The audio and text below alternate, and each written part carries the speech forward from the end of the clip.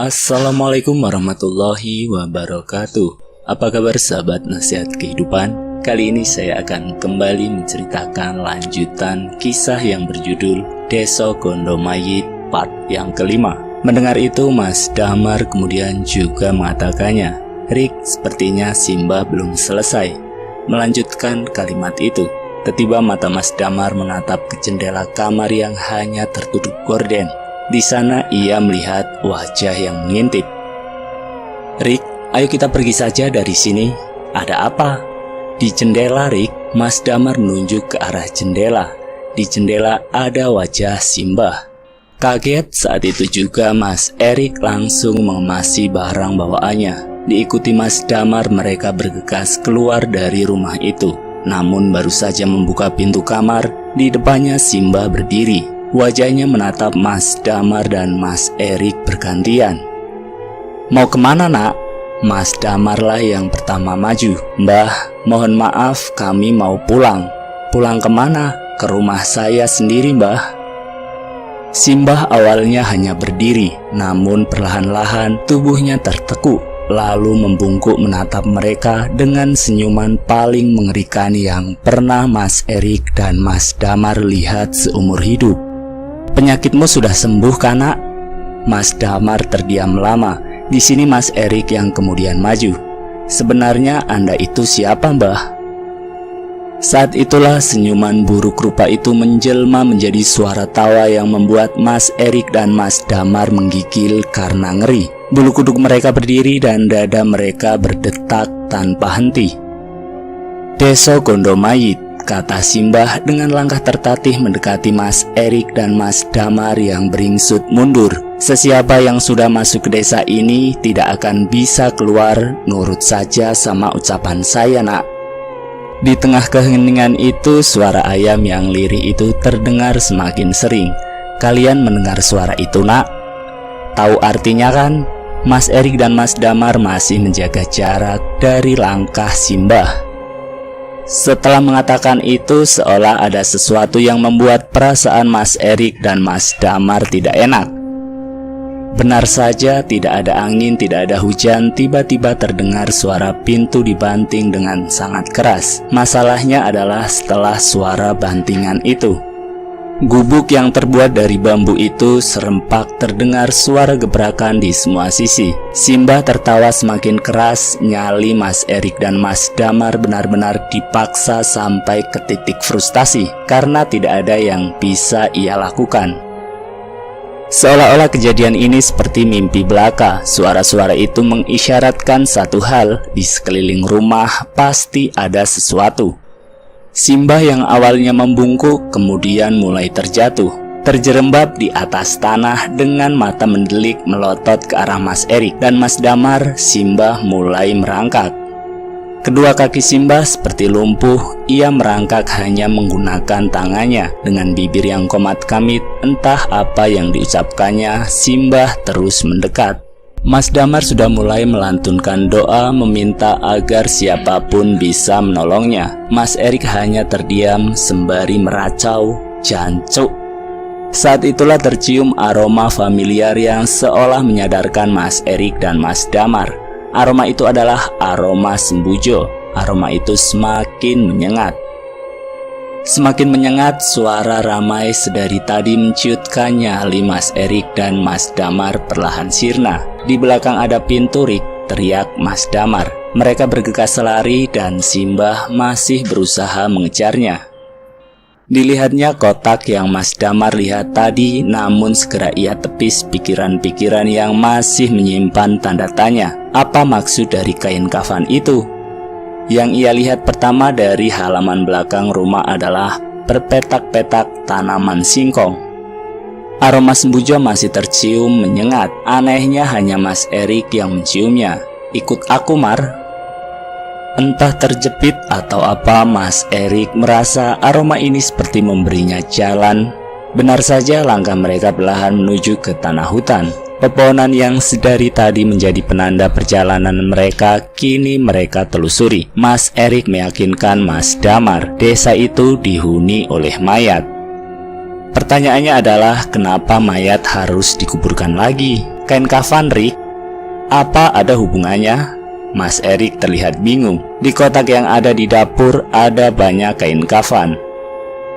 Mas Erik dan Mas Damar masih berpikir sampai ia baru sadar. Di tempat mereka berdiri, mereka tidak sendirian lagi. Dari balik pohon banyak sepasang mata yang mengawasi, dan setelah diperhatikan lagi, itu adalah sosok pocong. Tidak hanya satu pocong, namun hampir ada puluhan pocong. Mas Damar dan Mas Erik terdiam mematung sendiri-sendiri, dan Mas Damarlah yang mendengar suara-suara mereka. Tali pocong. Dengar apa tidak, Rick? Dengar apa? Tali mayat. Setelah mendengar itu, Mas Erik baru paham. Kuburan, Mar, kuburan. Tali pocong di mayatnya belum ada yang dibuka. Mereka pun berlari membiarkan pocong-pocong itu mengikuti. Yang mengerikan, pocong-pocong itu terbang di atas mereka. Kuburannya di mana, Rick? Di sana. Itu ngapain pocongnya ngikutin gitu, Mas? Tanya saya yang penasaran. Mas Damar menatap saya mencoba berpikir sebelum bilang, ini cuma asumsi sih, tapi kayaknya ada hubungannya sama mbah-mbah yang kami temui, kata Mas Damar. Mas Erik seperti mengiyakan ucapan Mas Damar. Di tengah gelapnya hutan, Mas Damar dan Mas Erik nggak berhenti berlari. Alasannya manusia normal mana yang nggak ketakutan diikuti hampir selusin atau lebih kain kafan terbang ke kiri dan ke kanan, sembari mendengar mereka mengatakan tali pocong di sepanjang perjalanan. Setelah menembus rimbun semak belukar dan naik turun di tanah menanjak, Mas Erik menunjuk sebuah gubuk satu-satunya. Mas Erik tahu gubuk itu penanda kuburan kembar itu. Kenapa disebut kuburan kembar? Rupanya ada dua pemakaman yang sejajar dan hanya terpisah oleh pagar bambu.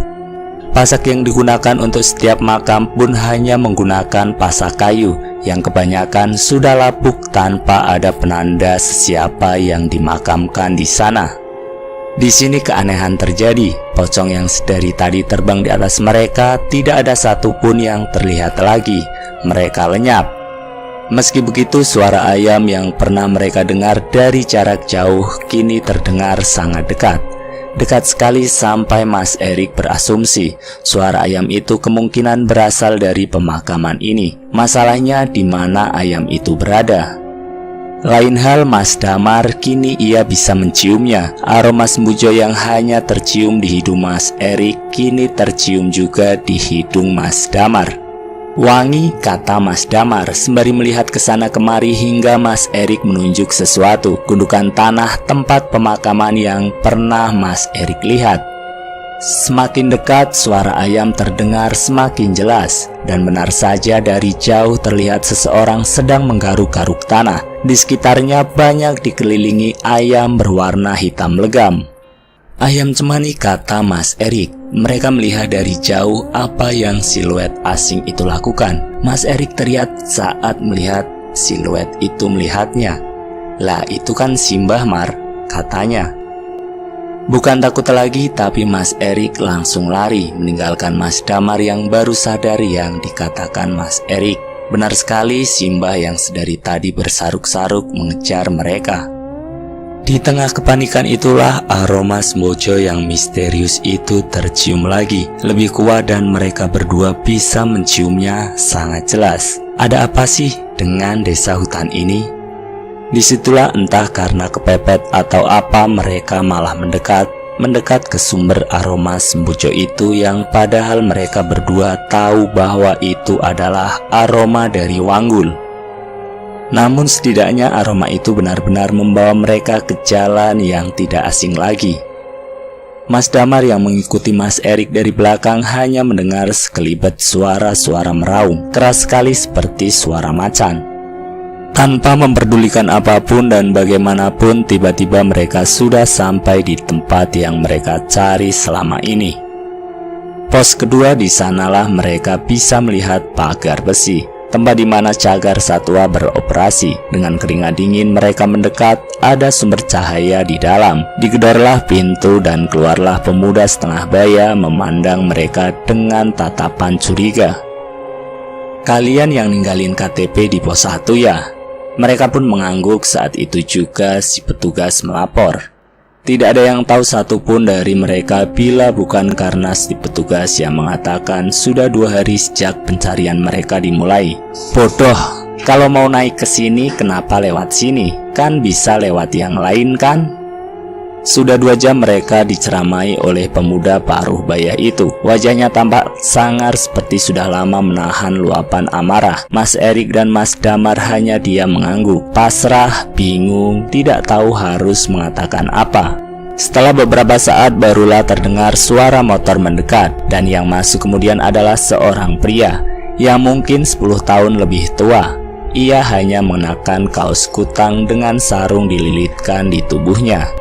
Wajahnya tidak kalah sangar, ia menatap Mas Erik dan Mas Damar. Kalimat pertama yang ia ucapkan bukan luapan amarah seperti penjaga di pos kedua, tapi hanya pertanyaan yang membuat Mas Damar dan Mas Erik diam lama. Masih hidup ya kalian-kalian ini? Ia meneguk kopi di meja kemudian duduk bersila di depan mereka. Sudah ceritakan saja, kemana kalian selama 2 hari ini? Pak, kata Mas Damar, ada desa ya Pak di sini. Terlihat 2 penjaga itu saling melihat satu sama lain. Ada, kata si bapak. Si bapak terdiam lama sementara penjaga yang lebih muda tampak bingung sembari berbisik. Ia bertanya, di mana ada desa Pak? Kalau di sini villa banyak, kata si penjaga yang lebih muda. Sembari menghisap rokok, wajah si bapak tampak tegang. Apa benar kalian cuma berdua saja waktu mendaki di sini? Mas Erik dan Mas Damar mengangguk bersamaan. Syukurlah, kata si bapak. Alas iki pancen angker. Dulu sudah terkenal bahwa banyak yang pernah lihat kalau ada tempat yang namanya 1000 pintu, pohon keramat yang kabarnya bila dilihat ada desa di dalamnya. Desa ini namanya adalah Desa Gondomait. Hembusan asap rokoknya membuat semua orang yang ada di ruangan terdiam mendengarkan. Wajah mereka semua tegang. Masalahnya tidak ada yang tahu di mana keberadaan pohon ini. Untungnya kalian tidak terjebak di desa ini dengan membawa jumlah orang ganjil. Kalau sampai itu terjadi, biasanya hanya satu yang tidak bisa pulang. Mas Erik dan Mas Damar saling memandang satu sama lain. Sekarang aku tanya, apa yang kalian rasakan sekarang? Di sini Mas Damar awalnya bingung. Apakah ia harus bercerita soal kondisi tubuhnya, dan akhirnya dengan bantuan Mas Erik, Mas Damar menunjukkan area di mana ia mendapat musibah. Si bapak hanya diam, tampak tidak terkejut sama sekali, seperti pernah melihat ini sebelumnya. Si bapak menginstruksikan agar Mas Damar tidur terlentang, sementara jari-jari kakinya ditarik satu persatu. Kurang lebih hampir setengah jam si bapak memijit kaki Mas Damar. Ajaibnya, anunya yang membesar perlahan kembali normal. Besok-besok jangan kencing sembarangan lagi ya. Setelah percakapan itu, Mas Damar dan Mas Erik berpamitan pulang saat fajar mulai menyingsing. Mas Damar yang pertama pergi. Ketika Mas Erik akan beranjak, ia kembali menemui si bapak, bertanya dengan wajah penasaran. Pak, saya mau tanya sekali lagi. Ada wanita tua yang sempat mengejar saya dan teman saya. Itu siapa ya? Wajah si bapak tampak berpikir kemudian berucap, Sarti. Sarti, kata Mas Erik mengulangi. Sampean tahu kalau pocong itu sebenarnya bisa diikat sama ilmu hitam. Nah, Sarti itu hanya sebuah gelar. Pocong bisa dikirim untuk mencelakai siapapun, bisa digunakan untuk mengganggu bisnis orang. Nah, desa itu dimiliki oleh Simbah ini. Simbah ini manusia kan Pak? Si bapak hanya diam sembari menggeleng. Ia tidak bisa melanjutkan ini lebih jauh. Sekarang dari informasi ini Mas Erik mengambil kesimpulan. Cara mengikat pocong berarti dengan memegang tali pocongnya. Sekarang yang menjadi pertanyaan adalah berapa banyak pocong yang sudah diikat dan kenapa ekstensi desa ini masih muncul. Sebenarnya cerita tentang pesugihan pocong bukanlah hal yang baru. Banyak cerita tentang pesugihan pocong mulai dari sebagai pelaris makanan hingga pembawa bala atau sial bagi keluarga yang tidak disuka. Apapun itu, mungkin ujung dari cerita ini berhubungan satu sama lain dengan desa ini. Yang menjadi poin penting di sini adalah jauh di luar akal sehat ini memang ada hal-hal gaib yang kerap kali menyembunyikan misterinya sendiri. Malam itu setelah selesai mendengar cerita itu, satu yang saya pelajari, pengalaman yang menimpa mereka benar-benar membuat saya harus senantiasa waspada dimanapun kita berada. Ibarat pepatah, di mana bumi dipijak, di situ langit dijunjung. Akhir kata, saya mau pamit dan senang sekali bisa berbagi cerita dengan kalian. Mohon maaf bila ada salah-salah kata. Terima kasih sudah menonton video nasihat kehidupan. Semoga kisah ini bermanfaat untuk kita semua. Wassalamualaikum warahmatullahi wabarakatuh.